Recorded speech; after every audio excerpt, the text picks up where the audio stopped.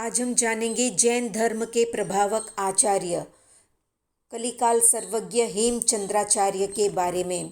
भगवान महावीर के निर्वाण के पश्चात जैन परंपरा में अनेक प्रभावशाली विद्या सिद्ध लोकोपकारी महान आचार्य हुए हैं, जिनमें आचार्य श्री हेमचंद्र सूरी का नाम स्वर्ण अक्षरों में मंडित है। एक कहानी से जानते हैं। धंधुका नगर में चांचिंग नामक सेठ रहते थे। उनकी पत्नी का नाम था पाहिनी। वो गुणवान और शीलवती थी और जैन धर्म के प्रति पूर्ण आस्थावान भी। एक रात्रि को पाहिनी को एक स्वप्न आया। स्वप्न में उसे दो दिव्य हाथ दिखे। दिव्य हाथों में दिव्य रत्न थे। किसी ने आवाज़ दी, ये चिंतामणि रत्न है, तुम इसे ग्रहण कर लो। पाहिनी ने रत्न को ग्रहण कर लिया। वो रत्न लेकर आचार्य देव श्री देवचंद्र सूरी के पास गई और गुरुदेव से कहा कि ये रत्न आप ग्रहण कर लें, और रत्न गुरुदेव को अर्पण कर देती है। उसकी आंखों में हर्ष के आंसू उभर आते हैं। स्वप्न पूरा हो जाता है और वो जागती है। जागकर नवकार मंत्र का स्मरण करती है और सोचती है कि गुरुदेव देवचंद्र सूरी नगर में ही है, उनको मिलकर स्वप्न की बात बतानी चाहिए। सुबह उठकर स्नान आदि से निवृत्त होकर वो गुरुदेव के पास जाती है और स्वप्न की बात उनको बताती है। गुरुदेव कहते हैं कि पाहिनी, तुमने बहुत अच्छा स्वप्न देखा है। तुझे श्रेष्ठ पुत्र रत्न पैदा होगा और वो पुत्र तू मुझे अर्पण करेगी। ये तेरा पुत्र जिन शासन का महान आचार्य बनेगा और शासन को शोभायमान करेगा। 9 मास के बाद पाहिनी पुत्र को जन्म देती है और पुत्र का नाम रखा जाता है चांग देव। उस समय आकाशवाणी होती है कि पाहिनी और चाचिंग का ये पुत्र तत्व का ज्ञाता बनेगा और जिन धर्म का प्रसारक भी। 5 वर्ष का चांग देव पाहिनी के साथ एक बार जिन मंदिर में जाता है। आचार्य देवचंद्र सूरी जी वहाँ दर्शनार्थ पधारे हुए होते हैं। उनके शिष्य आचार्य देव को बैठने के लिए आसन बिछाते हैं, जिस पर चांग देव बैठ जाता है। ये देखते ही आचार्य हंस पड़ते हैं। चांग देव भी हंसने लगता है। आचार्य श्री पाहिनी को कहते हैं कि श्राविका, तुझे याद है ना तेरा वो स्वप्न? तेरे पुत्र रत्न को तू मुझे सौंपेगी। तेरा पुत्र मेरी गद्दी संभालेगा और जिन शासन का महान प्रभावक आचार्य बनेगा। उसका जन्म घर में रहने के लिए नहीं हुआ है, वो तो जिन शासन के गगन में चमकने के लिए जन्मा है। इसलिए उस पर मोह छोड़कर मुझको सौंप देना। फिर आचार्य देवचंद्र सूरी संघ के अग्रगण्य साधु साध्वियों को लेकर पाहिनी के घर पधारते हैं। पाहिनी अपना महाभाग्य समझकर आनंद पूर्वक चांग देव को गुरु चरणों में समर्पित कर देती है। आचार्य देवचंद्र सूरी जी चांग देव को पढ़ाने लगते हैं। उसका विनय और बुद्धि देखकर गुरुदेव को भरोसा हो जाता है कि ये लड़का जल्दी ही विद्वान बन जाएगा, सब शास्त्रों का अभ्यास कर लेगा। एक दिन गुरुदेव गुजरात के महामंत्री उदयन को अपने पास बुलाकर चांग देव के बारे में बात करते हैं।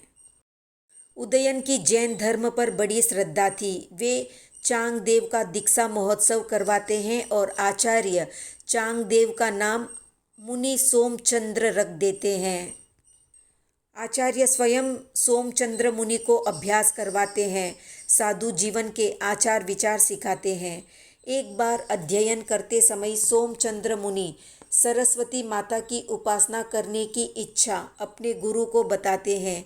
गुरु उन्हें कश्मीर में स्थित सरस्वती देवी की शक्ति पीठ में जाकर आराधना करके अपने मनोरथ को सफल करने को कहते हैं।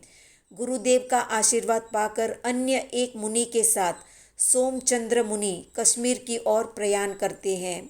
विहार करते हुए वे खंबात नगर के बाहर आते हैं। वहाँ नेमिनाथ भगवान का सुंदर जिनालय देखकर वहीं पर रुक जाते हैं और ध्यान में बैठ जाते हैं। वातावरण शांत होने से रात्रि में उसी मंदिर में सरस्वती देवी की आराधना प्रारंभ कर देते हैं और पद्मासन लगाकर बैठ जाते हैं। देवी सरस्वती के ध्यान में लीन होने के बाद रात्रि के 6 घंटे बीत जाते हैं। मुनि स्थिर के स्थिर जप और ध्यान कर रहे होते हैं और देवी सरस्वती साक्षात प्रकट होती है और मुनि पर स्नेह बरसाते हुए कहती है, वत्स, अब मुझे प्रसन्न करने के लिए तुझे कश्मीर आने की ज़रूरत नहीं है। तेरी भक्ति और ध्यान से मैं देवी सरस्वती तुझ पर प्रसन्न हुई हूँ। मेरे प्रसाद से तू सिद्ध सारस्वत बनेगा।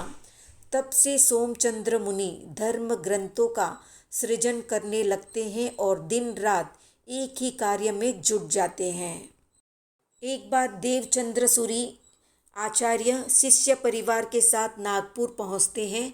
वहां पर धनद नामक एक धनवान सेठ रहता था। कर्म संयोग से उसके व्यापार में बहुत हानि हो गई। जमीन में स्वर्ण से भरे घड़े विपत्ति के समय काम में लेने की इच्छा से गाड़े थे। उनको जब निकाला तो सोने की जगह कोयले ही हाथ लगे। जब सोमचंद्र सूरी उनके घर गोचरी लेने गए तो हवेली में सोने से भरे घड़े को देखा और फिर विचार करने लगे कि ये सेठ इस प्रकार दरिद्र अवस्था में क्यों रह रहा है। उन्होंने अपने साथ आए अन्य मुनि से ये बात कही।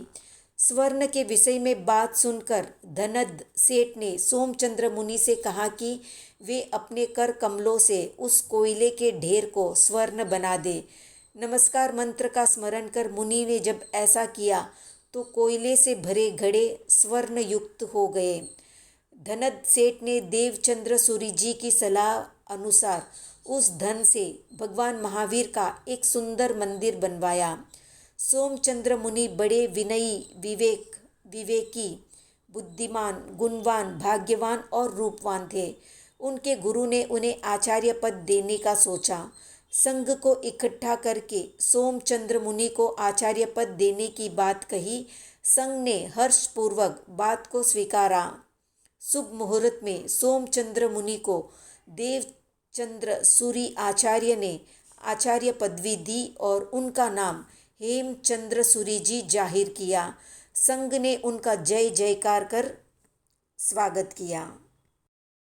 आचार्य श्री हेमचंद्र सूरी पाटन के राजमार्ग पर चले जा रहे थे। उनके पीछे 2 शिष्य थे। सामने से गुजरात के राजा सिद्धराज की सवारी आ रही थी। राजा की नज़र हेमचंद्र सूरी पर गिरी। प्रतापी व प्रभावशाली आचार्य को देखकर राजा स्तब्ध हो गया और उसे लगा कि ये साधु कौन होंगे। मैंने आज तक ऐसे साधु देखे ही नहीं हैं। हाथी के ऊपर से राजा की और हेमचंद्राचार्य की आंख से आंख मिली। राजा ने 2 हाथ जोड़कर प्रणाम किए तो आचार्य ने दाहिना हाथ ऊंचा करके धर्म लाभ का आशीर्वाद दिया। तो ये थी सिद्धराज के साथ हेमचंद्राचार्य की पहली मुलाकात। इसके बाद कभी कभार आचार्य श्री राजसभा में जाने लगे। उनकी मधुर और प्रभावशाली वाणी का राजा पर अच्छा असर होने लगा और राजा जैन धर्म की तरफ आकर्षित हुआ। एक बार राजसभा में ही राजा ने राजा भोज द्वारा रचित सरस्वती कंठाभरण का ग्रंथ हाथ में लेकर राजसभा में बैठे हुए विद्वानों को कहा, राजा भोज द्वारा रचे गए ऐसे व्याकरण जैसा शास्त्र क्या गुजरात का कोई विद्वान नहीं रच सकेगा? क्या ऐसा कोई विद्वान विशाल गुजरात में नहीं जन्मा है? राजा की ओर आचार्य हेमचंद्र सूरी की आंखें मिली तो उन्होंने कहा, मैं राजा भोज के व्याकरण से भी अच्छा व्याकरण की रचना करूँगा।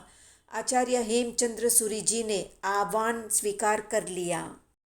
आचार्य देव ने व्याकरण के 8 ग्रंथ कश्मीर से मंगवाए। इन सब ग्रंथों की खूबियाँ और खामियाँ बारीकी से पहचानी।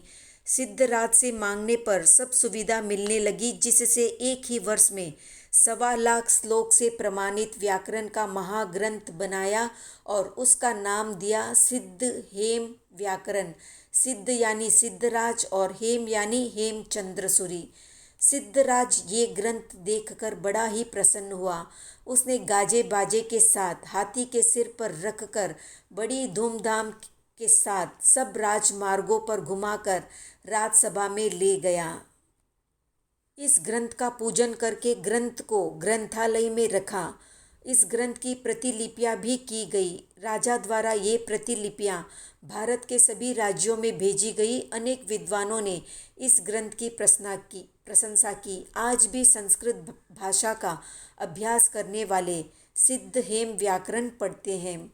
राजा सिद्धराज सब बात से सुखी था, परंतु उसे एक ही दुख था कि उसे कोई संतान नहीं थी। राजा ने इस विषय में गुरु हेमचंद्राचार्य से चर्चा की। गुरु ने कहा कि आपके भाग्य में पुत्र योग नहीं है और आपके बाद गुजरात का राजा कुमारपाल बनेगा। तो सिद्धराज ने पूछा कि कौन कुमारपाल? तब आचार्य ने कहा कि त्रिभुवन पाल का पुत्र कुमारपाल। सिद्धराज ये सुनकर अत्यंत खिन्न हो गए। अब पुत्र प्राप्ति की इच्छा पूर्ण नहीं होगी, ऐसा समझने से सिद्धराज ने अपना ध्यान कुमारपाल का कांटा निकालने में लगाया और अपने तरीके से कार्य प्रारंभ किया। आचार्य श्री हेमचंद्राचार्य ने अथाह मेहनत से अपनी 20 वर्ष की आयु से साहित्य सर्जन का कार्य प्रारंभ किया था, जिसे उन्होंने अपनी 84 वर्ष पर हुई मृत्यु तक यानी 64 वर्ष तक चालू रखा।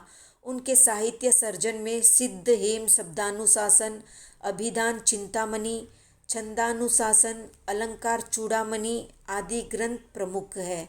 कुल मिलाकर 3.5 करोड़ श्लोक प्रमाण जितना उनका साहित्य माना जाता है। जब उनको लगा कि उनका अंतिम समय नज़दीक आ चुका है, तब उन्होंने संघ को, शिष्यों को, राजा को, सबको आमंत्रित करके अंतिम हित शिक्षाएं दी और सबसे क्षमा याचना करके योगी की भांति अनशन व्रत धारण करके श्री वीतराग की स्तुति करते हुए देह को छोड़ा। तो ऐसे महान थे कलिकाल सर्वज्ञ आचार्य हेमचंद्राचार्य। आज का प्रश्न है कि प्रथम 14 पूर्वधारी कौन थे? कमेंट में बताएं। वीडियो पसंद आया तो लाइक, शेयर, सब्सक्राइब करें।